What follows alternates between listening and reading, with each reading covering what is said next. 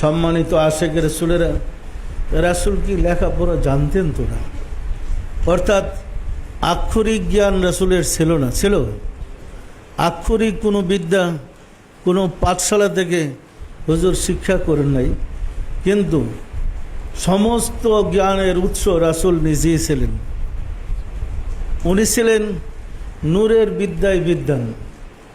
যেমন একটা উপমা দিলে জিনিসটা পরিষ্কার হবে, প্রজ্বলিত প্রদীপ, কালির অক্ষর দিয়ে যদি একটা প্রজ্বলিত প্রদীপ বা জ্বালানো বাতি আঁকা হয়, জ্বালানো বাতির ছবি ছাপাইয়া নিচে লিখে দেওয়া হয় ওহা প্রজ্বলিত প্রদীপ। রাত্রের অন্ধকারে রুমের ভিতরে প্রজ্বলিত প্রদীপকে ঝোলাইয়া দিলে ঘরের অন্ধকার দূর হবে? এটা সারাদিন মুখস্থ করলে লাভ কি? ইহা কি কোনো জ্ঞান হইল? কালির অক্ষরের প্রজ্বলিত প্রদীপ পইরা বাস্তব প্রদীপের আলো দেওয়া যাবে? এটা বাস্তব জ্ঞান হইল না।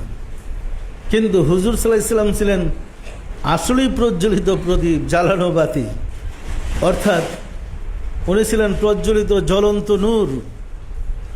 এই নূরের বাতি ঘরে টানেলে যেমন অন্ধকার দূর হয়ে যায়, প্রজ্বলিত প্রদীপ সুইচ দিলেই যেমন অন্ধকার দূর করে দেয়, রাসূলের যে জ্ঞান ছিল সমস্ত অন্ধকার দূর করে জগৎকে আলোকিত করার যে জ্ঞান, সে জ্ঞানে তিনি জ্ঞানী ছিলেন।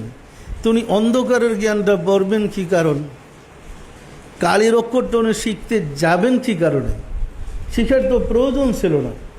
এই কারণে সর্বকালের সর্বযুগের সর্বশ্রেষ্ঠ জ্ঞানী সর্বশ্রেষ্ঠ মহামানব রাহমাতুল লিল আলামিন ছিলেন।